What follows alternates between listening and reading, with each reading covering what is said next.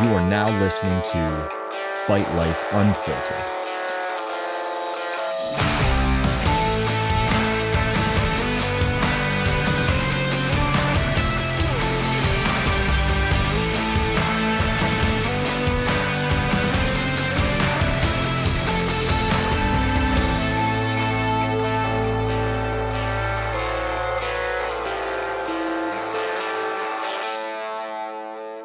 Right on. Dude, these are badass. Are you old enough to or too young to remember the like pillows that were WWF I wasn't really into guys? WWF at all, but I might be too young. I don't know. Got Chuck and Tito. Dude, Tito got his ass kicked all the time when I used to play with those. Oh, he got his He didn't win a single match. that's why he talks so crazy now. Do you ever hear Tito Yeah. talk? There's like I usually once a week get a really cool clip that pops up and it's Tito saying something like that makes absolutely zero sense whatsoever. Yeah, dude. He was like, wait, my favorite one is I want to outlive my kids. Yes, that's one of them. That's great, man. That's great. Yeah. Or he'll say something like, "Yeah, I'm really going to take off some time in the summer, not really do much from November until December." Like says shit like that. Yeah, man, it sucks when you get punched in the head a lot. That's fucking. Maybe he's just. I think it's Maybe he's more just than just like getting that. punched in the head. I think I don't he's a know, little man. little off. He's a interesting fella. Honestly, that might be like one of the first. That was like when I was a kid, but I was started watching MMA. It was Chuck and Tito. I feel like a lot of people probably, but Chuck and Tito was like the rivalry, man. Hmm. That was the one. It was so I definitely got into it early. Like I remember my dad was like, "Hey, there's this thing, Ultimate Fighting," and there was like a distant cousin who at the time they're like, "Hey, he fights in the UFC, but he didn't fight in the UFC. He No, just he's like getting in there. did like local MMA shit Yeah, in the late 90s." yeah. Um, but we watched it when it was on Spike TV. Spike. Oh my God. Well, we had Direct TV, so like I don't even think it was Spike at the time. It was just on something Dude, else. Spike TV was the shit. Yeah, it was badass. Dude, they used to have this show on Spike TV my dad would watch, and it was like what medieval warrior would be like. They would have them like face off and like they would test their like swords against each other, and then Mm. at the end they would have like this AI fight. And it would be like a Native American captain versus like a knight from medieval times. They would fight each other at the end. I forget Really? what the show was called, like Ultimate Warrior or something. It was sick. I loved it. And then obviously the Ultimate Fighter. Hmm. Spike was awesome. Yeah. I remember I got big into it with Matt Hughes when Matt Hughes was on the come up, like when he fought BJ. I remember watching that fight. So that would have been, That would have been, I guess, right before me, before I Chuck and Tito Ultimate Fighter. I don't know. I remember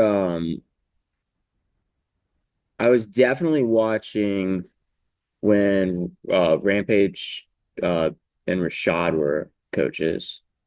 Um and that like sparked my interest. GSP Koscheck. oh yeah, That was I probably was balls deep by yeah, that then. was probably my biggest that was probably when I like decided I loved MMA. Me and my brothers, my dad watched it. Um yeah. Matt Hughes BJ, that was later than I thought. That was 2010. So that was 5 years after high school. So I was watching. Well, Chuck and Tito was before that, wasn't it? It was Yeah. Chuck and Like I Tito would have been like remember season 6. Tito and Ken Shamrock was like '06 maybe Yeah, because that was before I me. bought a punishment t-shirt for I was like a big Tito fan. That's I crazy. I hated Ken Shamrock. That's the opposite of what I would have guessed. Yeah. You being a Tito fan does not fit the bill for me. Yeah, I I didn't think, brag on him all the honestly, time didn't now. think Tito had fans.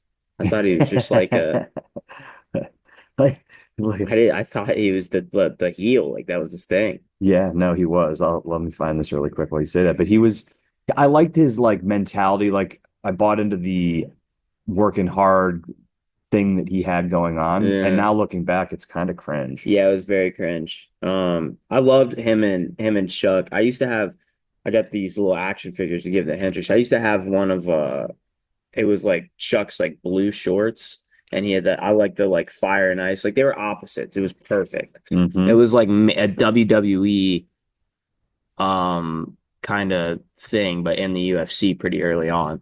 Chuck and Tito is probably like one of the biggest rivals. I mean, they have a 30 for 30 on ESPN, I'm pretty sure. Recently? Yeah, fairly recently. I'm pretty confident. I mean, they kind of transcended sports with that rivalry. It's like, it was up there. I don't know what the best rivalries are, but Used to that's have got to be up there.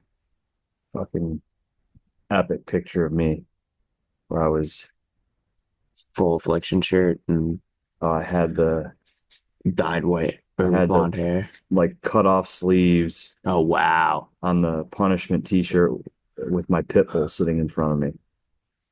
Did you have the jailhouse tattoos around your band? Around your No, arm? no jailhouse tats. That's the one thing Tito was missing that would have really fit his brand. Kind of bummed out that I can't find that. I wonder where that ever went. It was I was definitely like I didn't wear tap out, but you could have pegged me as like a tap out guy Yeah. back in the Damn, day. tap out. Holy shit. I forgot that was a thing. Mm-hmm. I think I had a tap out shirt when I was a kid. I'm pretty sure. It was there it is. Tap out, affliction. Jesus. Oh my God. That's not as bad as you made it out to be honest. I thought you were gonna be drinking a beer and No. looking full white trash. You Yeah, look no, like there's a you're few of those in there too, but you know, it's long in the past. I mean, if tap out makes a comeback, I'll be there. I'll be there, guy. Yeah. Yeah. I Hey, think whatever happened? I think they all sold out. I know one of them died. Mask died. I don't Like know one of the the history. founders. That makes sense. Yeah, Rumble's manager, she was actually worked for Tap Out. So I remember picking her brain about stuff too. It was like I mean, dude, when they were on top, they were on fucking top, though. they were They at were every like event, kind of just not there. even every event, dude. They sold that shit at J.C. Penney. Yeah, they did, didn't they? Yeah. They were like, There's a lot of Tap Out shirts in Bradford, PA. yeah. There was a decent amount in Columbus. There was a Yeah. it was pretty popular. Tap out, man. That's a throwback. It's wild the evolution of the whole sport, right? Like if you think about that, it Mhm. was Spike TV or Direct TV, just kind of like so I fringe wonder, and in like, such a short amount of time because it's not that long ago. I feel like if my coach is wearing like a tap out shirt, like I feel like he's not going to give me any technique. He's just gonna be like, you got to bite down and go. That was like my coach. Yeah, yeah. I feel like that wouldn't work. Like it just fits the opposite of what I know nowadays, where it's like very technical and analytical. And I feel like back then it was just like, you're not tough enough. You got to be tougher. I was going to ask you like as the opening question today, and then I saw the dolls, and it was like, oh no, we gotta get Yeah, dolls, action figures. yeah. Um, what's the hardest thing you've ever done in your life? Jesus, I don't know. Um, wrestle in college Yeah, for like 4 years. so like the consistency of 4 years of So college I would wrestling. say being a Division I wrestler for 4 years, one will start out with I didn't have the talent to go D1. I decided to go D1. It was kind of my cheapest option, and I just always strove for like the biggest thing, right? So I was like, I don't know, strove, so past it to strive, if How I did you end made up that word up. getting the But opportunity to do it? so I wrestled in high school. I was state qualifier. I was always ranked like I was supposed to place and never did. I kind of just shit the bed. I had really bad performance anxiety. And then I went to a wrestling camp at Gardner Webb University in North Carolina. My family lives out there. And it was like a prospect camp. And they had this kid. He was from Michigan. He was like a returning state champ.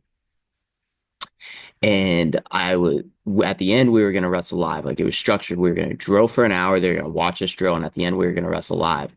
And I got paired up with this kid. And I remember in my head, I was like, I'm gonna break him during drilling. I'm gonna make him work so hard that when we go live, I beat the absolute shit out of him. So I did.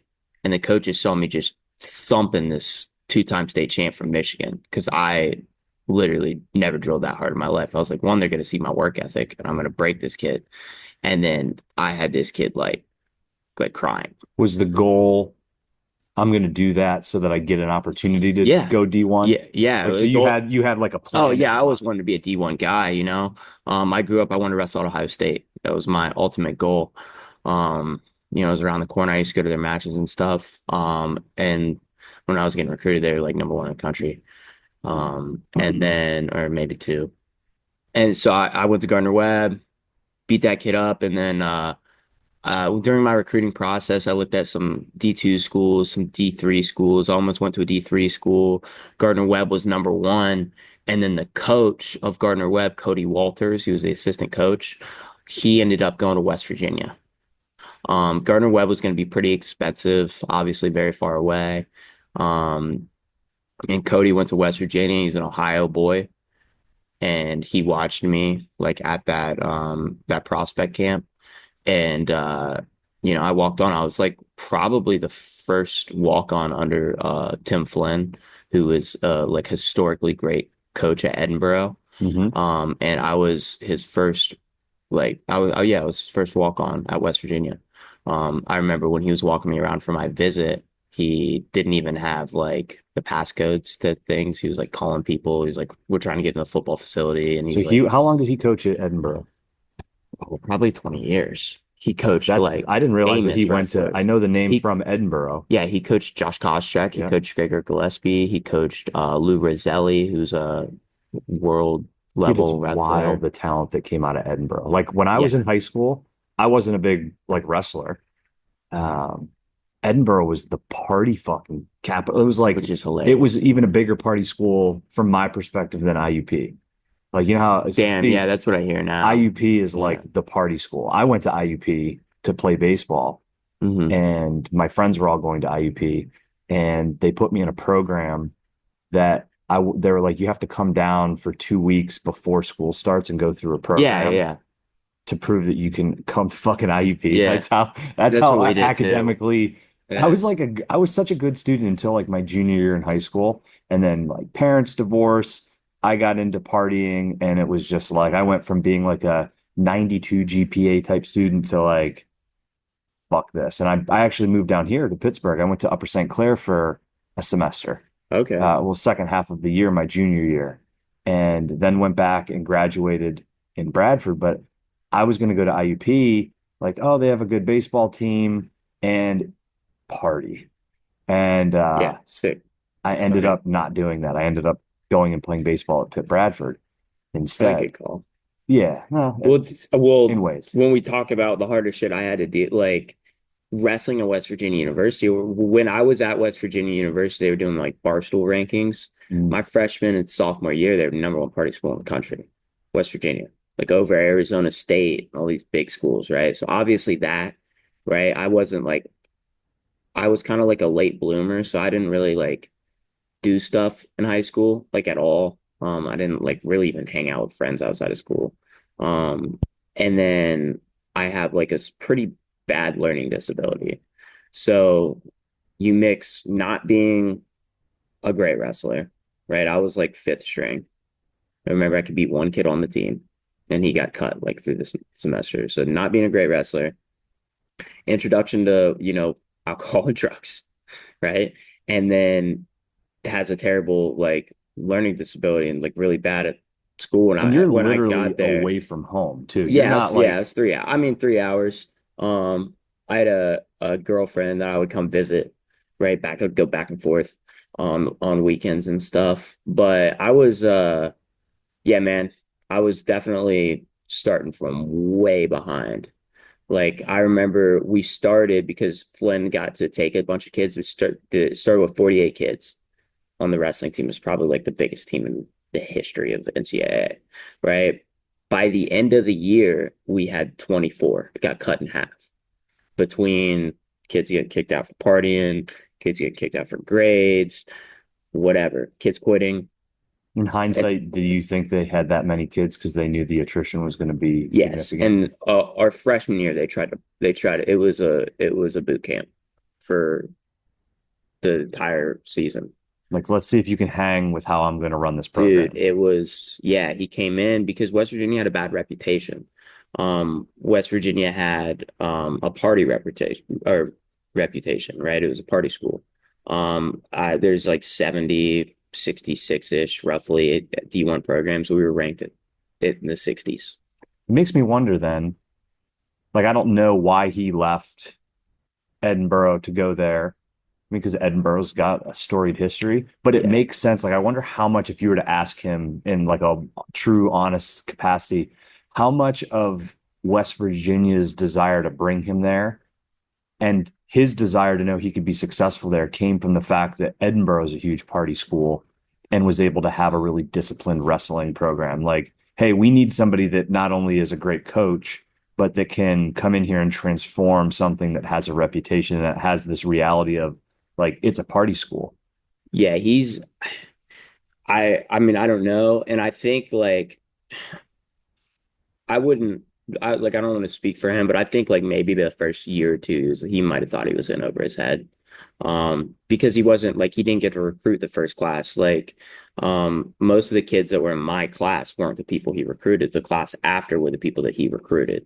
So he had to deal with a bunch of these kids that he didn't necessarily know, and then the kids that are already there who had been in a program that went a certain way for a long time. Mm-hmm. And yeah, man, being a part of that, right? Because they were like I said, like number 60 in the country when I graduated. We were top 25, and now we're like a top between like 15 to 20 school in the country. And I'm like very proud to be an alumni of West Virginia. I was gonna go to the alumni match on Saturday or on Sunday, last Sunday. They were honoring Greg Jones. But I went and watched Cam Jenkins fight in Columbus. And it's just like it's special. And I I think it's the hardest thing I ever did because I didn't think I was going to make it the entire time. The entire time up until I actually got my diploma, I didn't think I was going to graduate.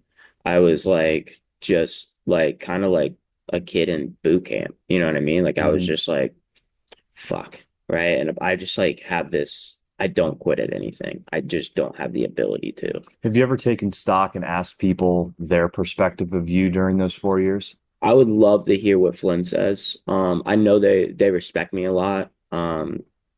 They've been very positive about my MMA career. They've actually came to one of my amateur fights. Um, I know Cody Walters, the dude I mentioned. He told me my sophomore year, I think he was like, "Yeah, we were gonna cut you."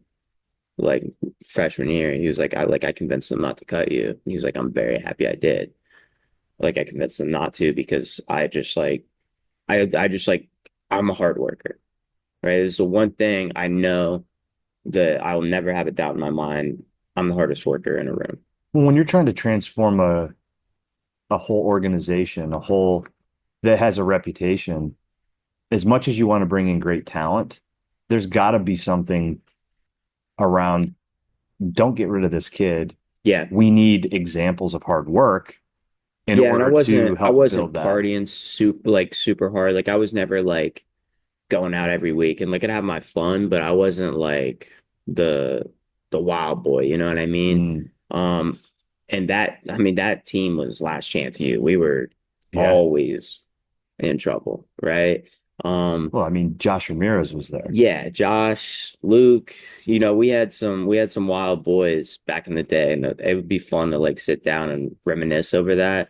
I mean, me, Josh, and Luke definitely have, but Who was Ramirez the wildest one out oh, of he the was the three of wildest you? one on the team. Was he? Yeah, he was a wild boy, Dude, wild that is boy. so And now crazy. he's like, well, the funny thing is, right? He obviously you're 18 years old. You think the coaches have it out for you, and they hate you.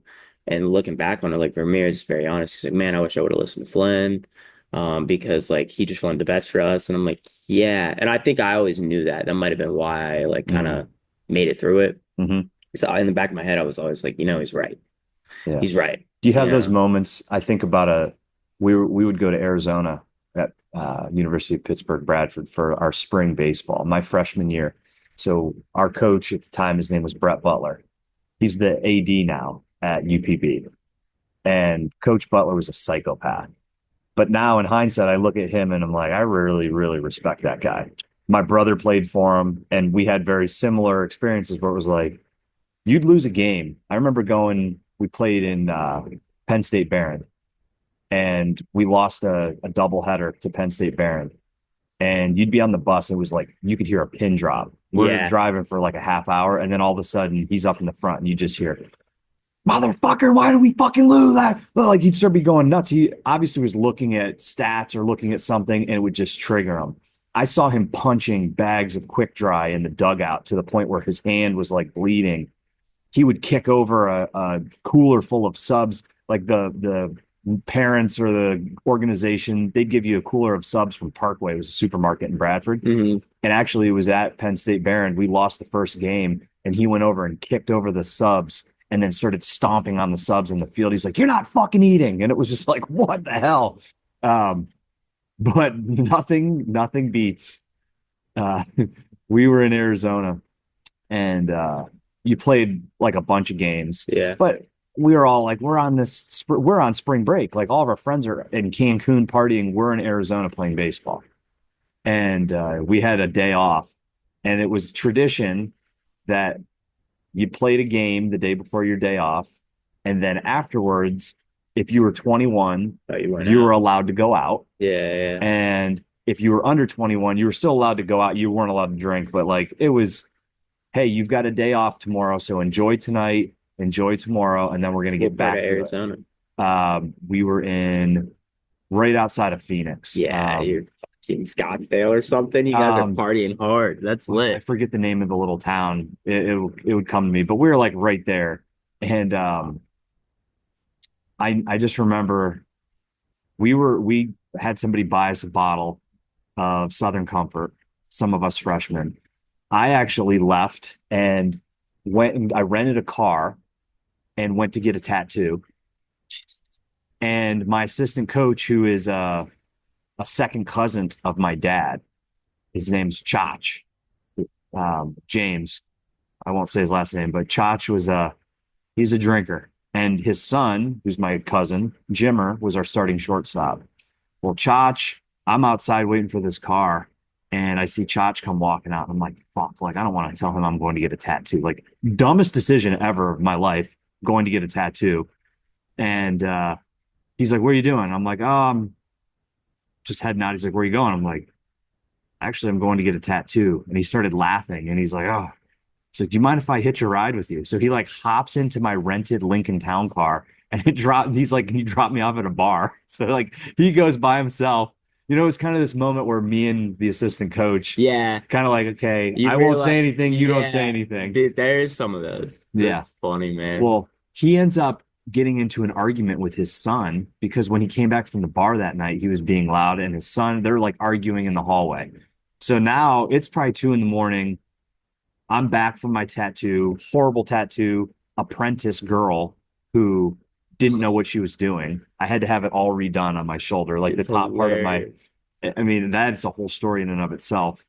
But I get back, drinking, we're playing cards.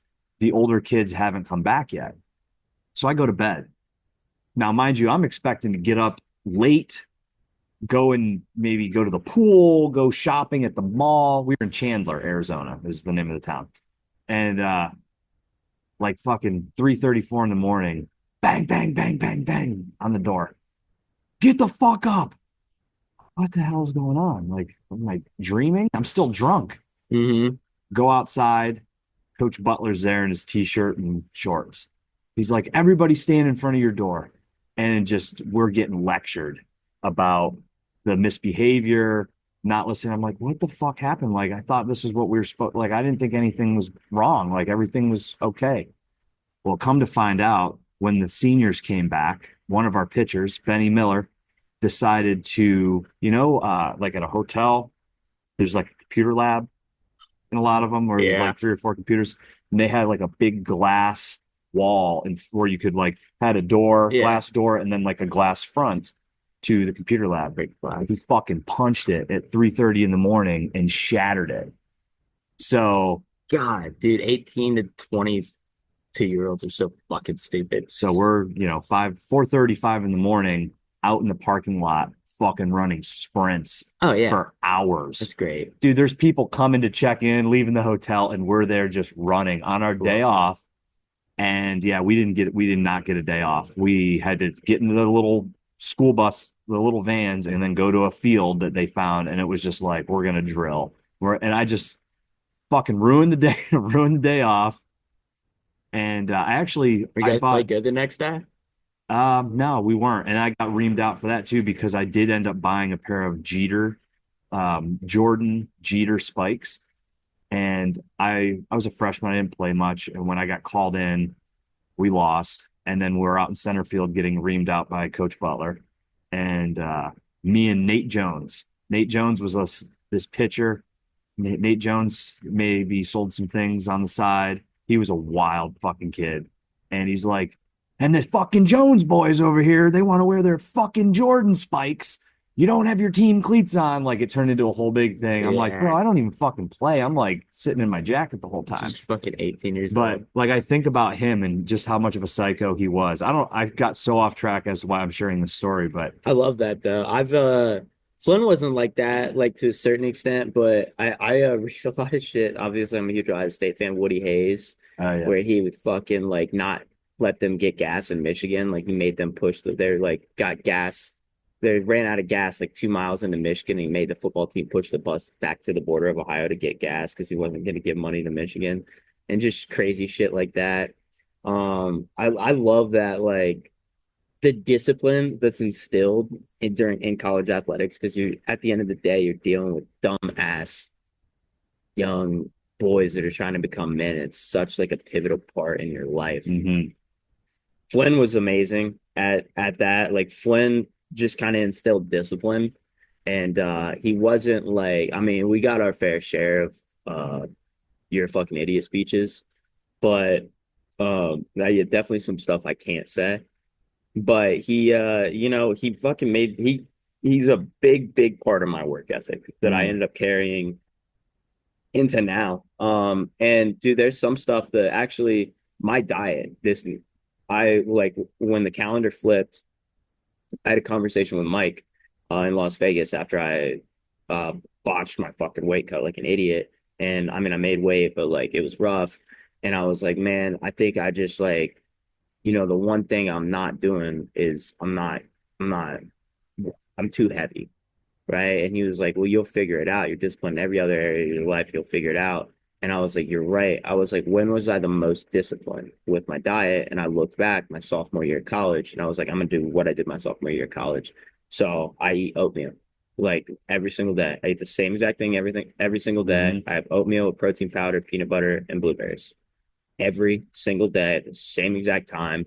And Flynn was the dude that told me to do it when we were in college. He was like, it's like, racehorses eat oats. I was like, all right, I guess I'm eating oats. So I literally like saw a picture of me yesterday with Cody Law, and I was like, shredded. I was like, what the fuck? I look like that. I was gonna tell you, you look like you're ready. Yeah, dude, I flipped the switch. Like I'm pro as fuck now. And I'm living everything that way. Training, obviously, like I've already told you my schedule's increased. Like I'm training near 20 hours a week, and then now I'm like my weight's good. I yesterday and the night before I was like, fuck, I gotta go get some, like I get these like ice cream popsicles, but they're Greek yogurt, like 100 calories each. Mm-hmm. I was like, dude, I gotta go grab some because I'm too light. I need to eat more. So like I'm kind of at the point where I'm like, oh, I need to eat more. And it's good. You know what I mean? It gives you more confidence because you're like, I'm doing everything right. Yeah. With the other, going into some of the fights before, I knew I was gonna win, right? I needed somebody that I felt was like a challenge to like flip a switch in me. And Cam Jordan brought that out of me. And no matter what, you didn't get the best version of me. How does that March work 15th. in like, so you're obviously fighting in a regional promotion, right? Mhm. 247's regional. You're here. When you're fighting another guy from Pittsburgh or around the area, there's some chatter, right? You know what he's doing. He knows you. Obviously, you know who Cam Jordan is. He has a name, right? Mhm. But he's in Nebraska. How, Um, like, yeah, is there a that's a little bit good of that question. that like you almost lose it because you're not in the UFC where that's a part of it and it's like he's in Nebraska. You're Yeah, we don't have mutual yeah, like training and you're it's not partners like you or guys are fucking fights. fighting with each other on social media to create I that love it. drama. Yeah, it's cooler. It's like, all right, I'm the baddest motherfucker from my town. You're the baddest motherfucker from your town, 5 states away. And you come over to my town and see if you can beat me in front of my friends and family. Like, has there It's been any sick. dialogue I between the love two it. of you guys at all? No, I actually block the people I'm fighting on it on Instagram. And then the week before, I unblock them so that they can see all the stuff that I've been Mm, doing. Because I think like if you block somebody, you get in their head in a positive, like in their way, where they're like, um, they kind of think they have one over on you. Like, oh, this dude's nervous, so he blocked me, so I can't see his shit. yeah. And then I unblock them and like, see my confidence level and everything that's going into it. Um, I don't no, we haven't had any dialogue or anything. We just signed. We're ready to fight. You know what I mean? We're pro now. I think I definitely got into some of the back and forths and shit when I was at Amy. And a lot of it was like stuff that I honestly like, crossed some lines and stuff.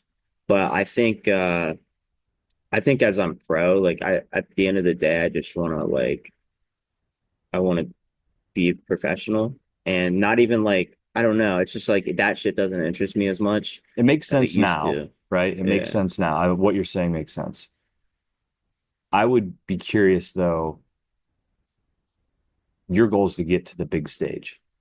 Yeah. And once you get to that UFC arena, right? You got these press conferences. You're sitting up on a stage. Dana's in the middle. Oh, I'll And win that. like, are you Yeah, I'm a witty guy, I think, well, and but I'm even also even like, outside of that though, too, right? So I almost feel like as a part of the UFC, yeah, that then it changes, right? Going from regional, you're like, hey, I'm pro, I'm just gonna be professional, blocking him, I'm doing my thing. I don't want to say there's an expectation of it, but there is a little bit of like selling yourself, selling the fight that's different than on the regional circuit. yeah, And is that going to be a 100%. hard switch to flip over again? No, I think I'll rise to whatever I need to do. I think like now I don't even have to think about it. I know if I'm at a press conference, I'll go out and have a good performance in my press conference. Will that change how you're fighting? No, no, my at the end of the day, I'm an exciting fighter. That's one cool thing I know about myself is like, for example, like Colby Covington, right? A lot of people talk is like he had to do this, this stick or Yeah. where he was like this evil guy because he fought so boring and he wasn't exciting.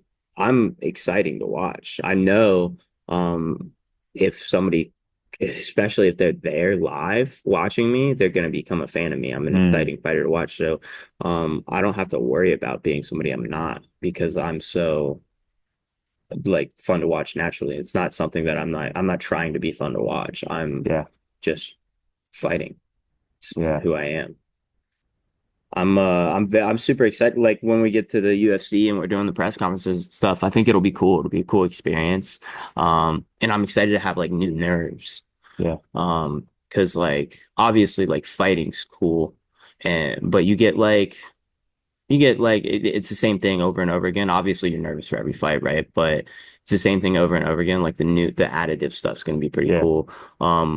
When I go fight for like bigger promotions, right? Like LFA or CFFC or stuff, I think that'll be cool too. Just, get myself out there and see new shit. Yeah. I'm excited for it. Yeah. So is it Wiggins is fighting He, LFA? Did he so lose Wiggins or fought Bobby, did he lose Bobby that fight? Murder. Yeah, they had a 3-round banger. It was Wow. amazing. It was a great fight. Bobby won. It was close though. When I went to the scorecards, I was a little nervous for Bobby Two of the judges had it 30-27, and then one had it 29-28, but it was a close fight. I would say I had it 29-28, Bobby winning, but it was close. Like the rounds were it was like, woo, They fight last weekend? last Friday, Last yeah. Friday. It was up in like at the I think Seneca, Niagara Falls. Niagara Falls. Vermont was supposed to be on the card, but his fight fell through. Okay. Yeah, they had a great fight. Wiggins, somebody I'd still like to fight down the line. He showed some fucking grit. Broke his nose in the first round. Oof. He hits hard as shit. He rocked Bobby a couple times.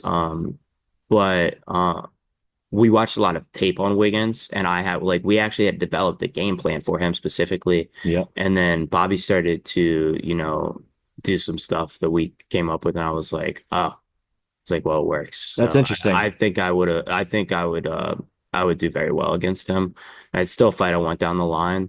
I would want him to get a win first. If I'm 4-0 and he's, well, I guess 3-1, I'd prefer him get a win first, maybe a fight for a regional title or something. But he's got to heal up. That fight probably took a lot out of him. They won a fight of the night for LFA. Really? It's a pretty big deal. Yeah. Yeah. Yeah. It was sick. Very cool. Yeah. I'm excited to get on those bigger shows and stuff like that. And then hopefully make a comeback to Pittsburgh. Yeah. Before I get into the UFC. Yeah. So tell me about this sparring with Law. Cody? Yeah. Dude, so he's somebody that I kind of I obviously look up to. I'm blessed enough. I'm blessed where I'm young enough to have these guys that they're not old, right? They're actively competing and they're actually in the prime of their career. And Justin Patton and Cody. And Kama was there. Kama was there as well. And I have these guys that are Cody and Justin are my size too, so I could spar with them a little bit more. I went with Kama for a warm-up round, and he was hitting me at 20% and almost knocked me out. He's a dog, bro. He hits ungodly hard. It's weird. But Cody invited me, and training a cage is very important to learn your surroundings. It's a very important level in your striking or just ringmanship. And when I started at Immortal, we had a cage. We trained in a cage a lot. So not to give anything away, but that is a chink in my armor, right? But I get to spar with Cody, and it was awesome, man. He warmed up, did 3 rounds of Kama. Kama warmed me up, then Cody did 3 rounds with me, and it went well. I got a lot of feedback.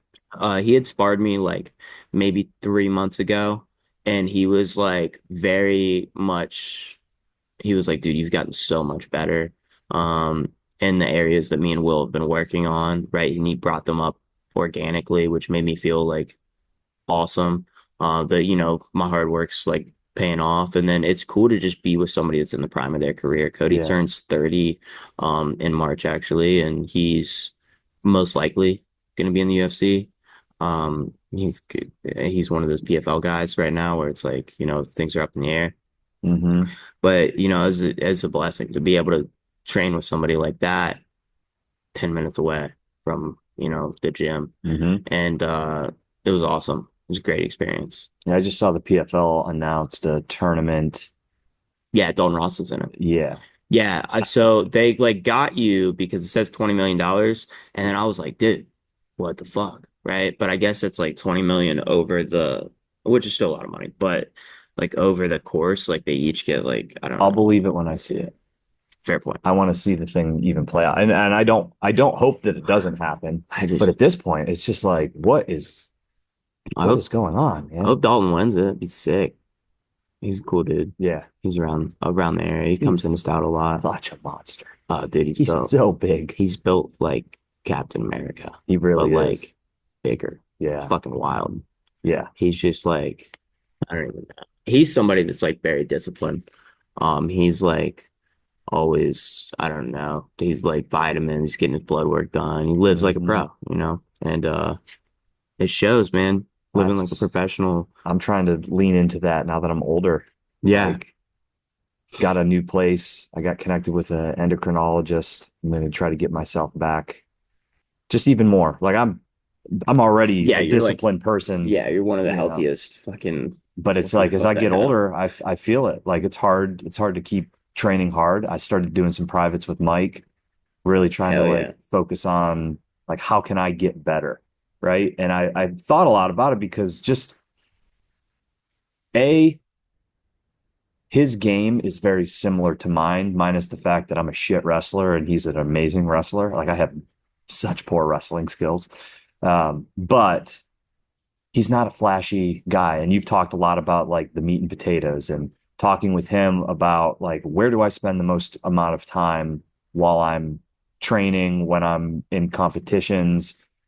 And he's like, oh, well, like this is what we need to work on. And what he came up with in his mind after asking me two or three questions, I was like, oh shit. And we implemented a couple of really small things that we just drilled and drilled and drilled and kind of worked a progression. And then just in a couple of open mats rolling with people, I'm like, oh my fucking God, like this was a missing link. He is so smart. Oh And yeah. the way that he's able to communicate what he's trying to get across, he doesn't overcomplicate it. And it just was like, wow, I can understand even more now having some one-on-one with him. And I'm like really looking forward to making this like a every Monday before.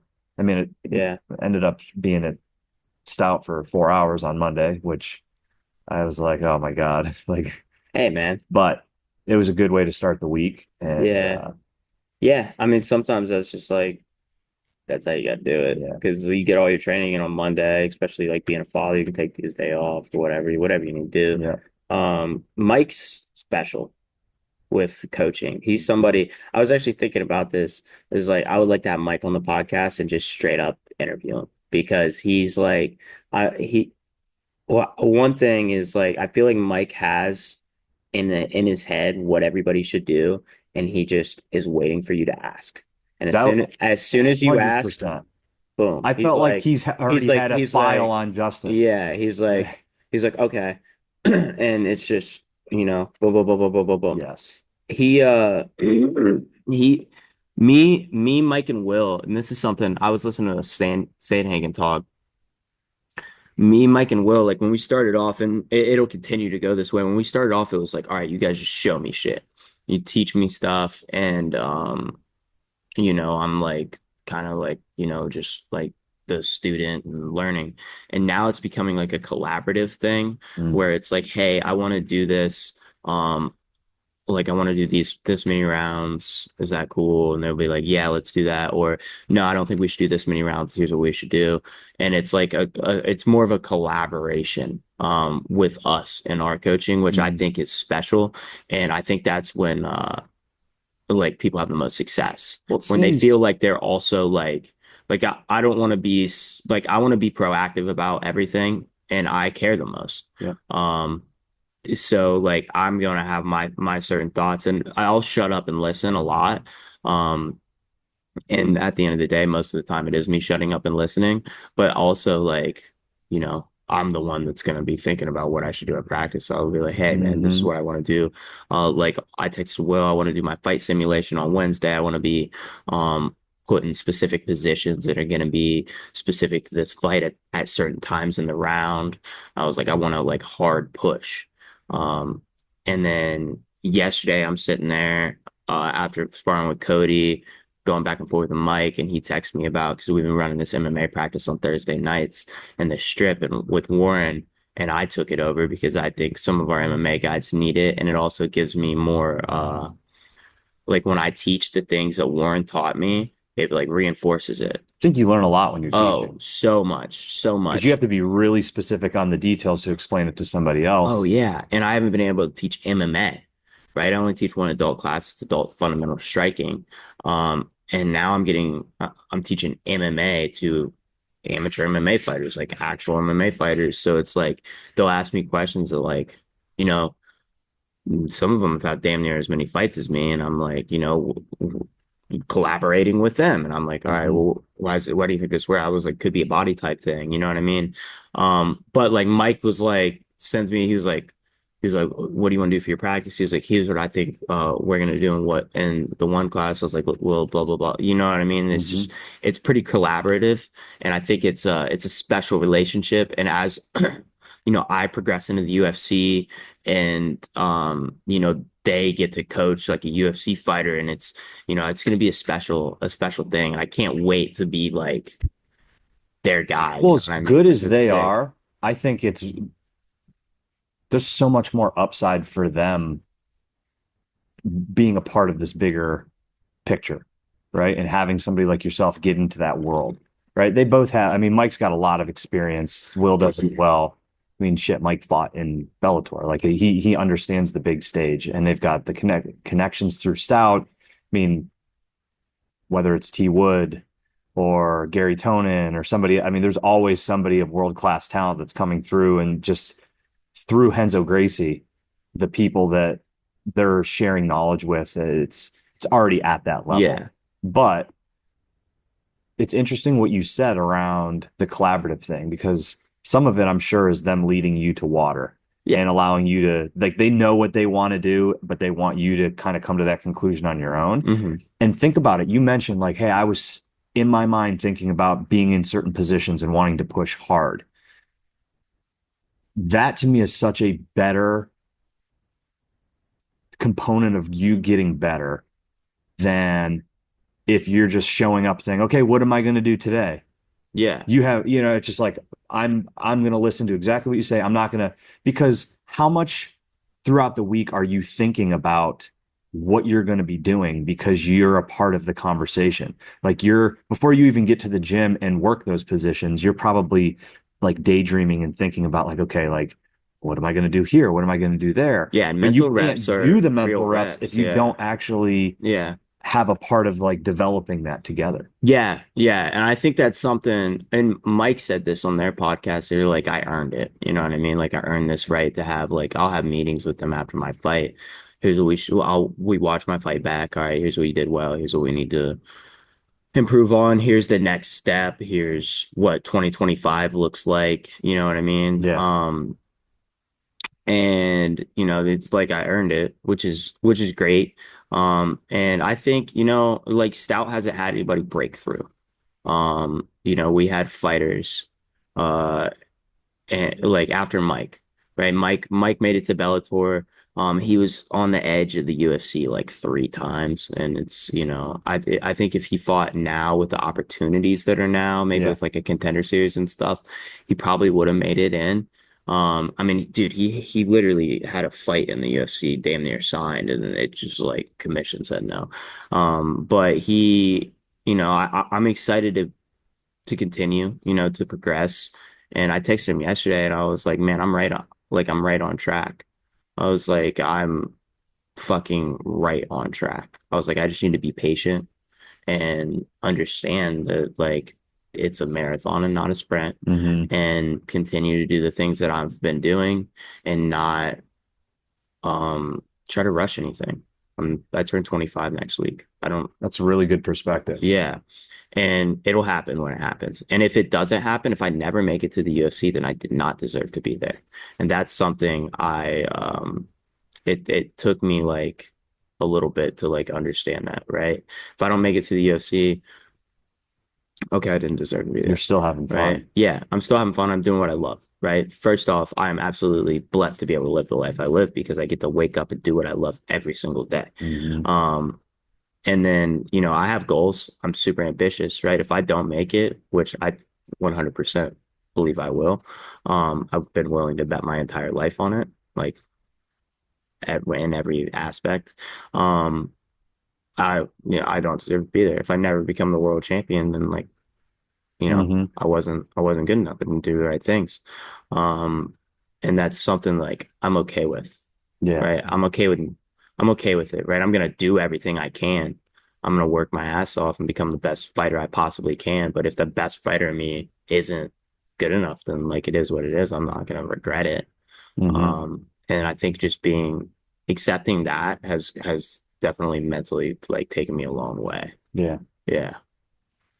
So I asked you towards the beginning of this conversation the hardest thing you've ever done. So I want to give you and everybody listening a little motivation. So I've tried to get this guy on the Curious Jones, but he's totally very difficult to reach. I emailed an email address that I was told was his.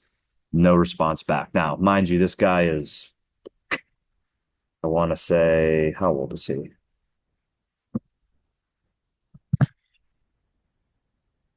Maybe in his 70s now. Who is it? Bob Wyland. So his name's Bob Wyland. Bob, it's got to be in his 70s. So Bob grew up in Wisconsin. He actually went to the University of Wisconsin and was a baseball player. He was in the process of negotiating to sign with the Philadelphia Phillies, and he decided, nah, I'm going to go into Vietnam. And so he went into the Army as a combat medic. And while they were searching a minefield or walking through a minefield, he stepped on, or one of the people he was with stepped on a mine and blew up.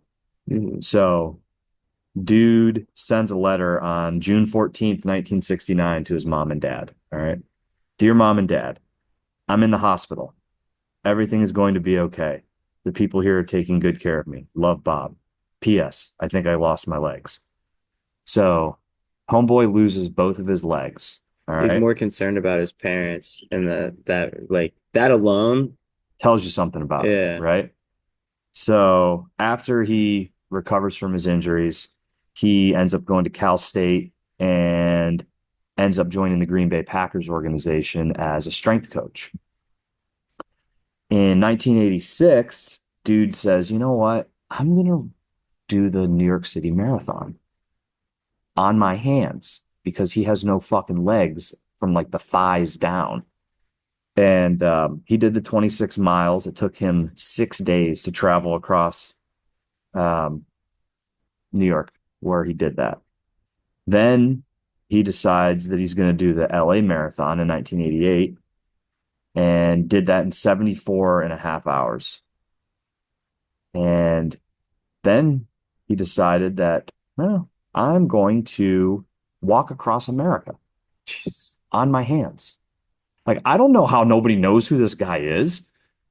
Yeah, just fucking. But the fact that I've reached out to him and he totally had zero interest in coming on my bullshit, like, you know, that makes sense. He really does not care about the publicity. He just cares about he was raising money for Vietnam vets. And he did that. He actually walked across America on his hands after losing his legs in Vietnam and passing up. So, like, I was thinking about what's the hardest thing that you've ever done. I was thinking about what's the hardest thing I've ever done. And I was like, what was your answer? I think it depends on physical. For me, physically, the hardest thing I've ever done was training for my amateur MMA debut because of the fear of getting into a cage with somebody else, not knowing how good I needed to be. That was like the hardest 2 to 3 months that I've ever had of training, just putting myself through hell, which is why I kind of thought about how it relates to you, because this is what you're doing as a career, like at a much higher level than I ever was. But I just remember, you know, running, getting the miles in on the ground, then going over and, you know, just putting myself through hell. And then I think there's another aspect as you get older, psychologically, stuff like that, right? Like 3 years ago, I left a very successful career at a very comfortable place with a really good outlook of selling a business. And actually, I don't want to say blame jujitsu, but the self-confidence that I gained made me realize that I wasn't going to be disrespected by people. And I felt a certain way by people who I worked with, and was like, I remember just being like, don't fucking talk to me that way. Like, I'm not going to be disrespected. And I quit this job, you know, making high 6 figures and didn't know what I was going to do. And I started detailing cars for 2.5, 3 months while I was interviewing for a new job. That was a difficult thing. It's like a pivotal moment, but pivotal. It's like, I think those sometimes are harder. Yeah, in hindsight, like, it probably was a harder thing because I have, you know, 2 kids, one on the way, a wife, a house, bills, an ego, and then this thing in the back of your mind where you're like, did I make the right decision or wrong decision? And now I look at that moment and it was like something that took me to the next level of my own maturation. Yeah, I think that those like rock bottom moments, and unfortunately, like I don't know if unfortunately or fortunately, like they happen a couple times in your life, Mhm. right? And I've had a couple, and I'm fucking 25, so I'm gonna have You a got lot more, more. Yeah. right? But like one for me is of my 2020 three when I moved to my ex-girlfriend broke up with me. She moved and things weren't working out, and I had to live in somebody's basement on the floor on a fucking mattress pad next to a furnace and drive an hour to get to practice and sleep in my car and take naps in my car because I did like I would fucking move to Miguel Francisco's house, lived in his basement, paid rent, was making, I don't even know how I functioned as a human. I think I was making like $500 a month and paid like $300 in rent. So I'm living off $200 a month. Um, Somehow training for all these amateur fights, and I just lived in a super nice apartment complex in Cranberry where I was, I could I had like a job, kind of wasn't I worked at Olive Garden, but like I had a job, and then I'm like basically we just had to restart from ground zero with literally no money at all. Hmm. Um, and like I mean I could have gone home and lived with my parents, but like that wasn't what Wasn't an I option would, in your well, mind. yeah, that wasn't an option. It was like that's not going to happen. One, I want to be here because I had met Coach Mike and Coach Will, and I was like, this is where I'm going to be successful. I'm going to be a UFC fighter. I'm not going to you know what I mean? I'm not going to give up when I think this is my best option. Mm. Um, and like making it happen. And now I'm fucking living comfortably in it.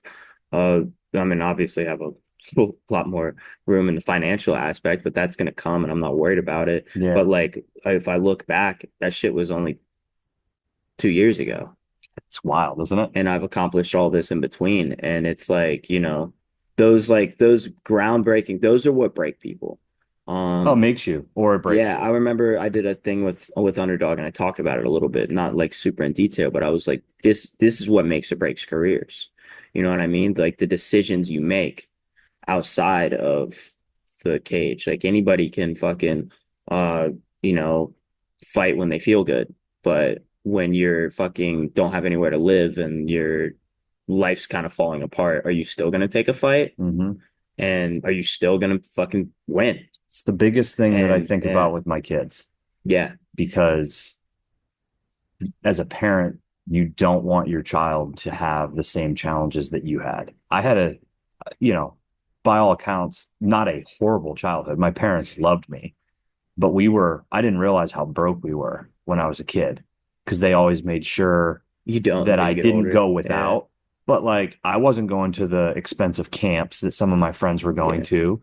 My mom worked as a bartender at night. My dad owned his own small business, but like, you know, I he was making dog shit money, Yeah. and had all this stress. And there was four of us, four boys in the house, all doing athletics. And, you know, um, and then my parents separated and had a nasty kind of separation when I was 16. And just like right at these years that was really important for me. And as much as there are moments in time where I wish things didn't happen, I don't think I would change any of that because I'm where I'm at today because of all of those challenges that I had to figure out on my own. I had some great family that helped me along the way, but I had to basically figure out how to survive figuratively and in some cases like actually survive. Like, what am I going to do? I could have went down a different path, and I was very close several times. Like I failed out of Pitt Bradford in baseball. I remember having a phone call. My coach was like, "You didn't show up for your interview for like after the season interview for like a debrief," and I was sitting on a bed high as fuck with a bunch of my friends smoking weed, and I was like, "Yeah, I'm not coming." And then I went to a gas station and was like, "I'm going to go to DeVry in Philadelphia because I know this girl." Like, it was such a disaster. And all of those things culminated into making you resilient And now I have kids. And I'm like, okay, how do I recreate You have kids and the you've also challenges? created like success, Yeah. right? So it's Yeah. like you don't want to be too comfortable. Yeah. I think one thing that's really good, especially for boys and girls too, but I think boys that kind of have like more readily available options, sports. Mhm. Um, like I think sports create that. Like when you asked me what the hardest thing, like I could have gave you tons of sob stories, but to be completely fucking honest with you, it was surviving 4 years of doing school and playing Division I sport. And I think sports a create adversity. That's what they are, Yeah. right? You're trying to win due to whatever circumstances there are. Like it could be literally anything, right? It could be Hmm. fucking raining outside and I'm the quarterback, right? That's a tough circumstance, right? And then you deal with um whatever's there, whatever variables there. And I think obviously you don't want your kid to like have a terrible upbringing Yeah. because, right, you're not going to create adversity. You're not going to be like, hey, honey, I love you, but we got to get divorced so that Yeah. Hendrix has a rough life. All Yeah. right. We have to. Um, you had like you kind of have to like make it. Right. I think Hmm. sports are the best way to do that. I really do. I think wrestling specifically is the best way because there's nobody to blame. It's you. It's all on you. That individual. Yeah, if you didn't Yeah. work hard, then like at the end of the day, sorry, buddy. Yeah. But I agree with you 100%. But because sports are inherently difficult, it's something like wrestling. How do you raise a child in a happy household with no adversity like that Yeah. to when the adversity comes in sports, not give up? Right. Because it's like I heard Gilbert Arenas talking about this, and he was like, I made it to the NBA because I was trying to get out of like the ghetto. Yeah. And he's like, and I told my son, like, you don't have the adversity that some of these kids that are trying to come out of the ghetto have. So you can't use pain and fear to get to the dance. You need to use love. You need to love this game so much that that's what motivates you Wow. to get there, So because yeah. those kids want it so bad because they don't fucking have another option. And I think about that sometimes too, because it's like I have Hendricks in jiu-jitsu, and right now it's like I have to rely on the fact that he loves it, which is why I'm always asking you, I'm asking anybody I can, like, I don't want to burn him out. Because like for me, I looked at athletics as like an escape to get away Hmm. from that shit. And like my coach screaming at me did not fucking phase me because I was dealing with shit that was way worse. And it Hmm. was like, well, this is fucking easy. And other kids, my brother's in the Air Force. He was in special operations training. And he was like, there's these 18-year-old kids that were talking about, do you do buddy breathing? Like, I've been planning to do a special ops shit for the last like 4 years in high school. He goes, and then 4 days in, one of those kids is in the bathroom crying because our drill sergeant was fucking screaming at us. And my brother's like, you can do all the buddy breathing you want, bud, but like, this is nothing. This is like a walk in the park because I grew up in turmoil, Yeah. and that kid couldn't handle it. So like the love, like loving what you do, I thought was a really Loving interesting. what you do is a big thing, 100%. And do you know that Will said this when he was on? He was like, there's some things I'm good at that I don't necessarily know how to teach, right? And he was Yeah. talking about techniques. Always loved wrestling. My dad was so hands off. My dad wrestled a little bit. His father was a really good wrestler and he coached him and he burned him out. My dad did some bad decisions when he was a teenager, but I loved wrestling. It was my I guess escape, but it was my passion. I loved it. And I would be at these wrestling practices, these big club wrestling practices with big name kids, like kids that were like, The Bo Bassett's of the world. they were the Bo Bassett's of the world. Yeah. And some of them, their parents were pushing them there. They were really driving them. Me, I just wanted to be there. And I was always like, dude, it's so sick. I get to wrestle with these kids. And then I remember like, it's how I've always been is like, if you put me in a room, show me the best guy, I'll be better than him in 6 months. And that's how I still am. And like I remember, I just loved it. And I think that's wise because like I I just love it. And I think like creating adversity, I don't for like a kid and raising a kid, I think like you kind of have to be hands off. And I feel like it's probably terrifying as a parent because you're like, you're like, man, I want to fucking help you. Mm. But they have to get their ass kicked. They have to lose wrestling matches and cry on the way home. They have to, you know, not want to go to practice and still go to practice. They have to not want to go to practice, skip practice, and realize that they should have gone to practice because then they got their ass kicked at the tournament. Like there has to be those learning lessons. Yeah. And as a parent, you're like, fuck, I want to fucking tell you. And you're like, I can't because You're defeating the this purpose. is your figuring it out, right? Yeah. This isn't your like single, like you're not That raised lesson by a is more single mom. important Yeah. than you going to that practice. 100%. I remember, dude, I'm getting so many flashbacks. I remember two circumstances. I remember my dad pulling me out of practice when I was 10 years old and I was fucking off at practice. Right. And honestly, I probably wasn't doing as much as these little kids that I teach nowadays are. They'd be pissing me off sometimes, right? I was not as bad as them, but I was like just messing around, not listening to the coach or whatever. My dad was like pulled me out, right? And my dad didn't even typically like even talk to me during practice. He was just sitting there on his phone watching Family Guy, and nah, we're leaving. And I remember like crying and being like, why, like, right? And then I also remember I going 0-3 at a tournament and driving back and being like, Dad, can we get a wrestling mat so I can practice more? And like were both pivotal moments in my life because one, I never fucked off at a practice ever again in my life since I was 10. And two, when I decided in the car on the way home that I wasn't going to be a loser. I wasn't going to go to a tournament and show up and half-ass it and get my ass kicked. Mhm. And that those are both very pivotal moments.